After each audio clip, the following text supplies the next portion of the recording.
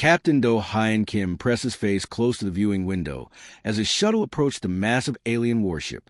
The vessel looked like a floating fortress made of dark metal and sharp edges. Weapons covered every surface. This was the home of Queen SHR, ruler of the Vrexta Empire. "Sir, are you absolutely sure about this mission?" Lieutenant Jaiwoo Park asked nervously from behind him. She twisted her hands together. The last diplomat who met the Vrexta came back different.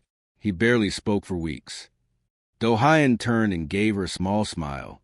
"Then maybe we need to try something new." The Vrexta were known across the galaxy as fearsome warriors. They controlled 47 different star systems through pure military strength. Other alien races feared them. They respected only power and cold logic. Showing any emotion was considered disgusting weakness in their culture. Many species thought the Vrexta had no feelings at all. Humanity had only joined the Galactic Coalition 5 years ago. Earth was still new to space politics. Other aliens watched humans carefully, wondering if these newcomers were strong enough to survive. The Vrexta especially looked down on humans as soft and weak. Do Hyun's job was simple on paper. He needed to negotiate mining rights in a disputed area of space called the Outer Rim. Both Earth and the Vrexta Empire wanted access to the valuable minerals there, but everyone knew this was really a test. If Do Hyun could earn Queen SHR's respect, it would change everything for humanity. Docking in 2 minutes, called Ensign Hyojin Choi from the pilot seat. Suddenly her eyes went wide. "Captain," I'm reading their greeting party. 12 armed guards and... oh no, the Queen herself is there. Do Hyun felt his heart beat faster. Queens never greeted diplomats personally. That was a job for servants and lower officials. This meant something important was happening. Either the Queen was showing him great honor, or she planned to make an example of him in front of her people. The shuttle connected to the warship with a heavy clang. The airlock door hissed open slowly. Do Hyun straightened his uniform, took a deep breath, and stepped through. The corridor beyond was nothing like human ships. Everything was black polished stone. Harsh white lights made sharp shadows. The ceiling stretched up 3 times higher than necessary for humans. This was a place built for giants. Standing at attention along both walls were Vrexta guards. Each one was at least 7 feet tall.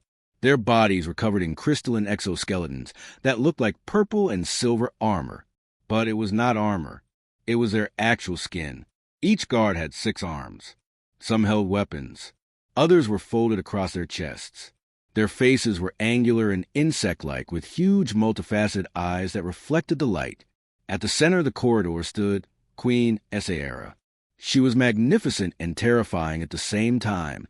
Her exoskeleton shimmered with deeper shades of purple and silver than her guards.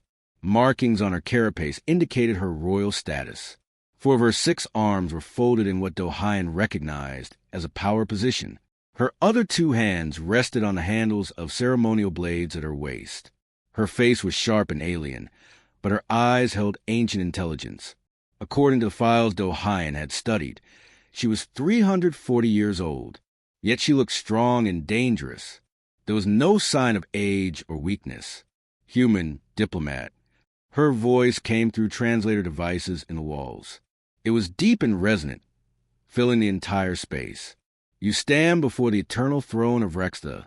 Do you understand the honor that has been given to you?" Do Hyun bowed. He had practiced this carefully. Not too deep, which would show he was weak and afraid. Not too shallow, which would be disrespectful and insulting. Just the right amount to show respect between equals. "Your Majesty," he said clearly, "I am Captain Do Hyun Kim. I represent the United Earth Coalition. I am honored by your presence and grateful for this opportunity to speak with you." For a long moment, Queen SHR said nothing. She simply stared at him with those huge alien eyes. Do Hyun could feel her studying him, measuring him, trying to understand what kind of creature stood before her. Then something changed in her expression. Do Hyun could not read Vrexta faces well yet, but he thought he saw a flicker of interest, or perhaps amusement. "Follow me, Captain Kim," the Queen said finally. "Let us see if you humans are as interesting as the reports claim." 2 weeks passed slowly aboard the Vrexta warship. Every day, Do-Hyen sat in cold conference rooms with Vrex officials.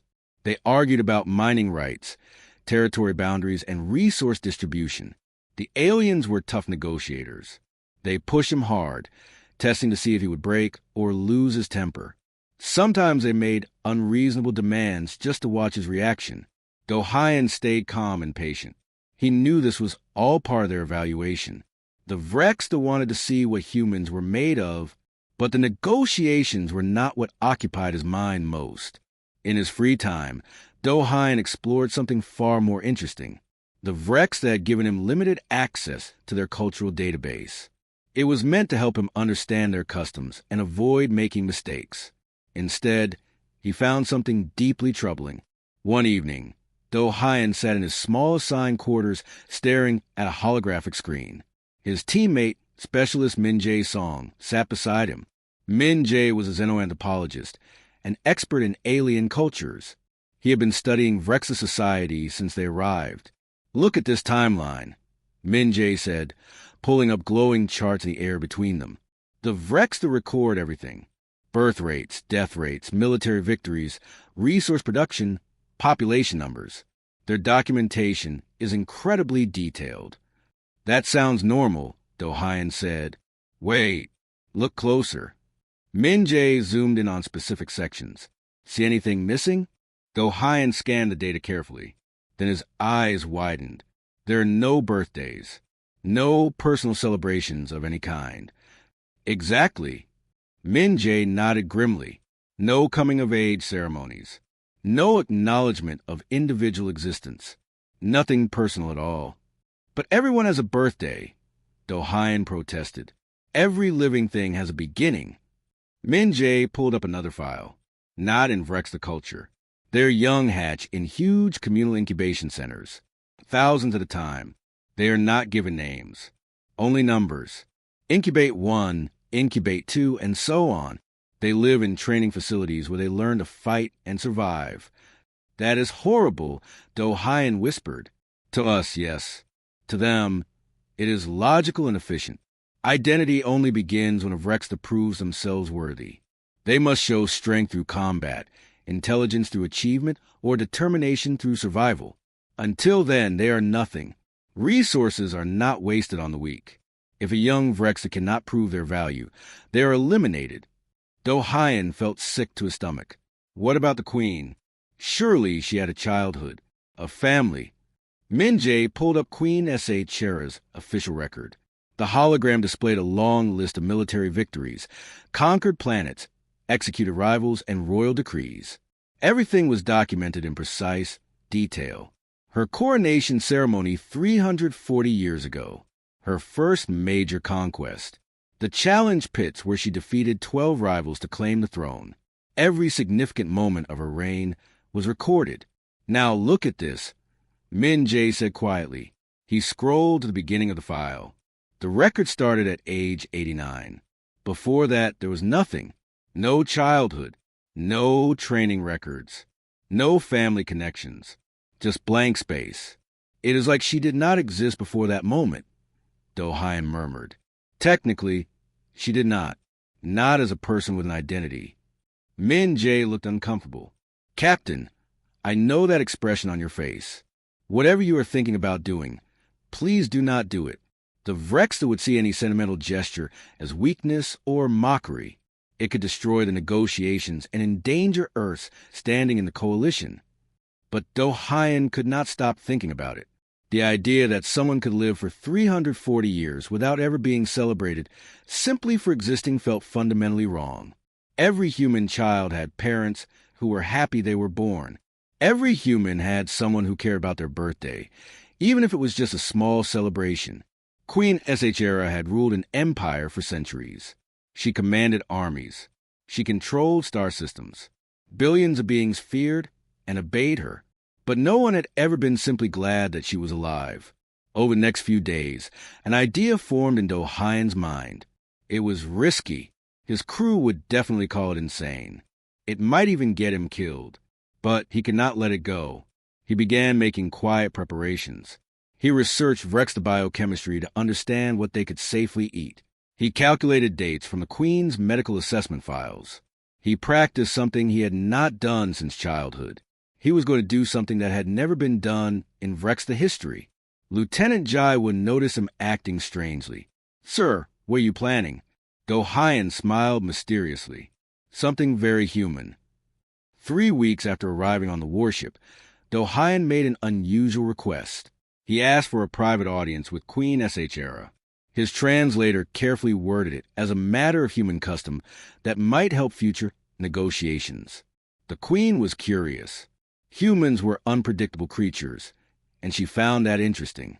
She agreed to meet him alone in her private chamber. Well, almost alone, for guards stood at the walls, weapons ready. Dohayan entered carrying a sealed container. His hands were steady, but his heart pounded in his chest. This could go very wrong very quickly. Queen SHR sat on a raised platform, her 6 arms arranged in a position of relaxed authority. Her multifaceted eyes tracked his every movement. "Captain Kim, you requested this meeting. Speak." Dohayan placed a container on the table between them and opened it carefully. Inside was a round cake. He had spent days making it, adjusting the recipe to be safe for Vrexta biology. The frosting glowed with soft bioluminescent blue and purple, the colors of her empire. The Queen tilted her head, confused. "What is this object?" "Your Majesty, on Earth we have an important tradition. We call it birthday." Dohayan spoke slowly and clearly. "It is a celebration of the day a person came into existence." The translator nose and the walls clicked and whirred, struggling with the concept. Queen SHR leaned forward slightly. "You celebrate emergence? The moment of hatching? But that is the weakest moment of life. Why would you honor weakness?" "No, Your Majesty." Dohayan shook his head. "We do not celebrate weakness. We celebrate the moment the universe became richer, because that person existed, before they achieved anything, before they earned any titles or won any battles. We celebrate simply that they are here, that they are alive." The guard shifted nervously. One placed a hand on her weapon. This conversation was moving in a dangerous direction. But Queen SHR held up one hand, stopping them. She stared at the cake for a long moment. Her crystalline face was difficult to read, but something in her posture changed. "I have lived for 340 years, she said slowly. Her voice was softer than Dohayan had ever heard it. "I have conquered 52 worlds. I have ruled this empire for 251 years. I have been feared across the galaxy." She paused. "And never has anyone ever." Her voice cracked. The sound was shocking in the silent chamber. Dohayan spoke gently. "I calculated your emergence date from the medical assessment files in your records.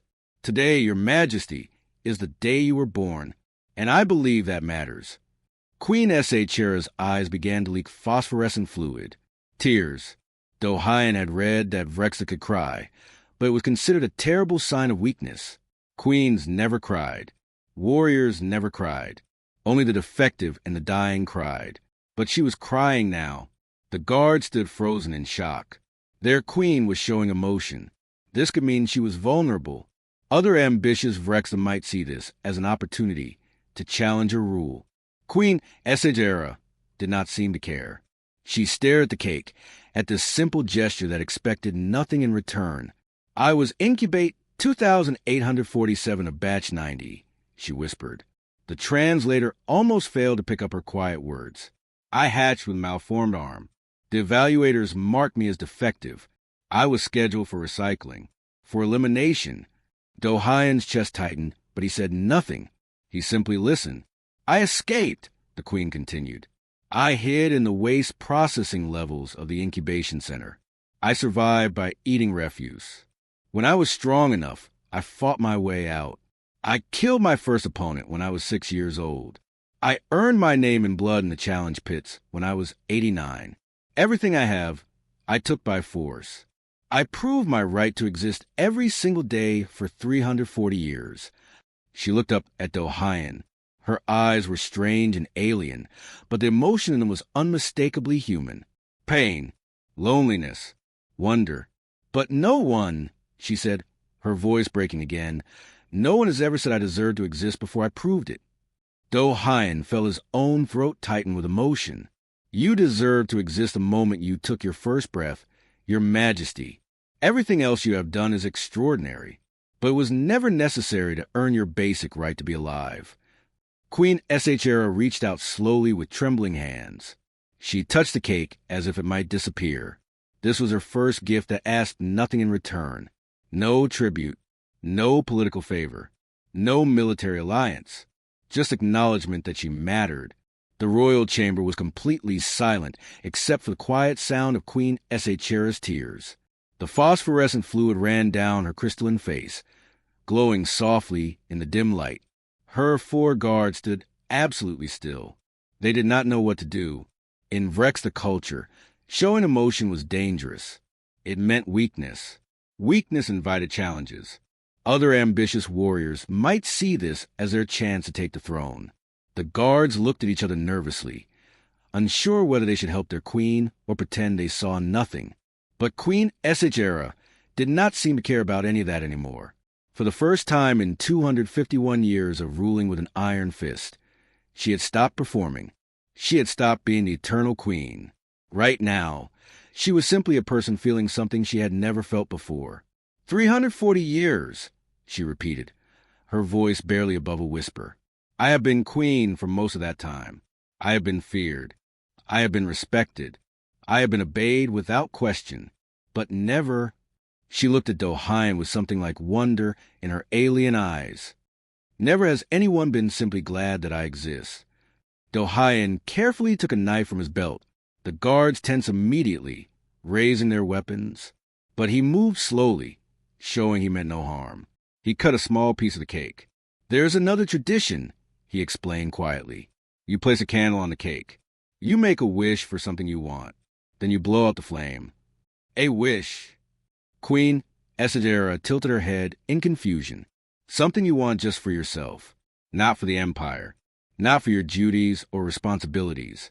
Just something for you as a person. Do Hyen had brought a small thermalite that flickered like a real candle. He placed it carefully on top of the cake. The tiny flame danced and glowed. Queen SHR stared at it for a long moment. Her tears had stopped, but her hand still trembled slightly.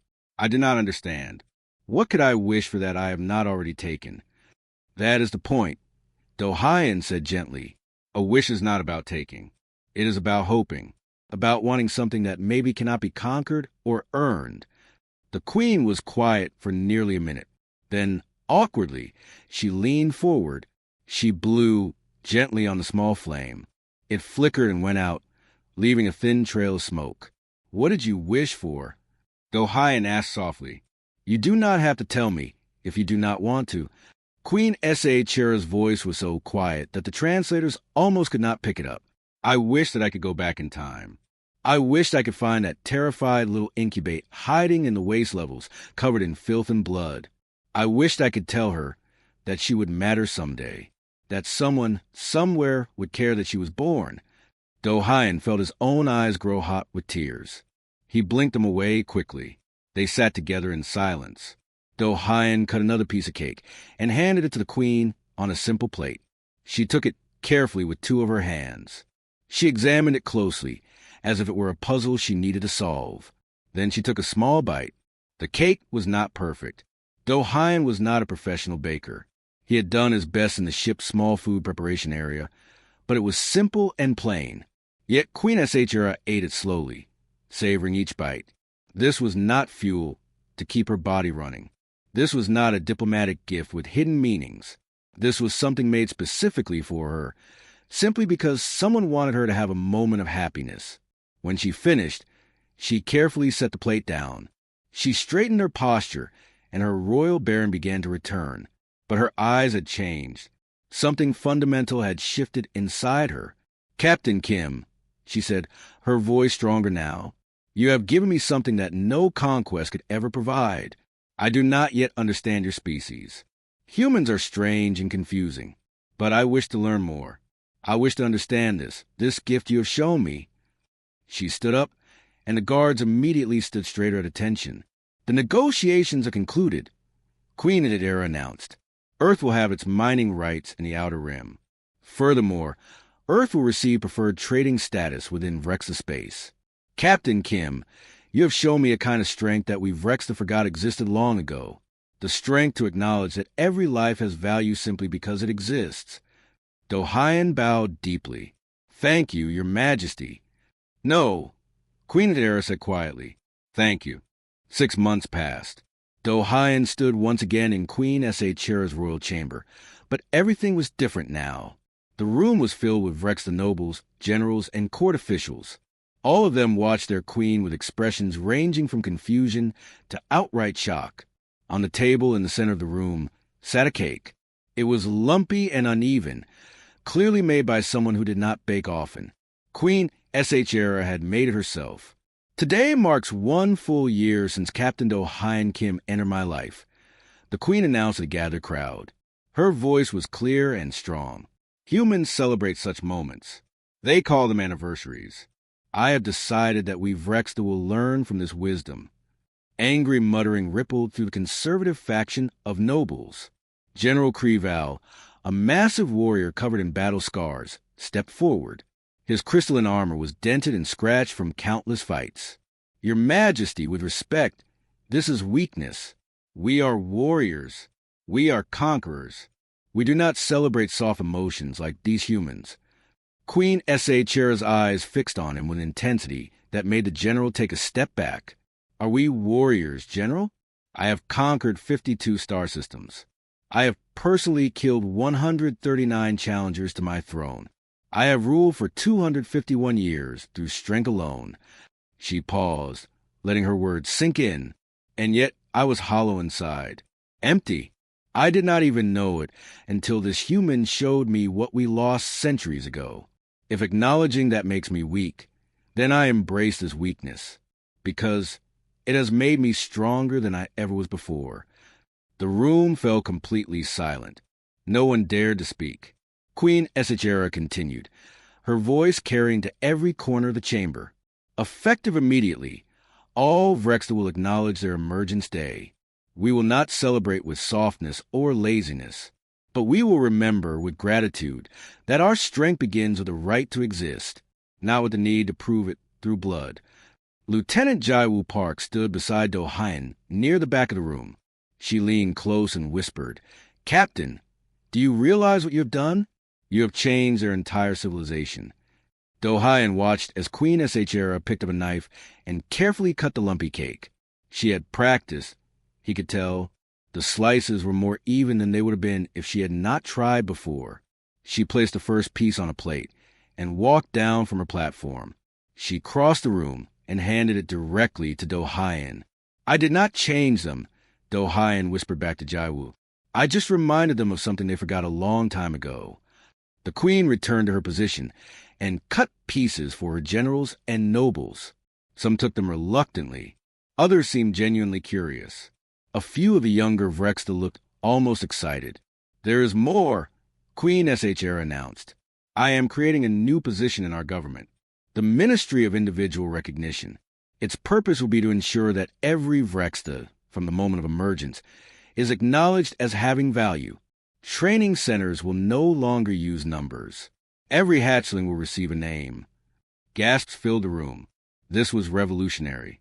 This went against thousands of years of tradition. Furthermore, the queen continued, we will establish memorial gardens for warriors who fall in battle. We will teach our young that strength comes not just from victory, but from recognizing the worth of those who serve. Captain Kim's people have shown us that there are many kinds of power. The power of acknowledgement, the power of gratitude, the power of seeing others as more than tools or obstacles. Word of the changes spread rapidly across the galaxy. Within months, 37 other alien species sent requests to the United Earth Coalition.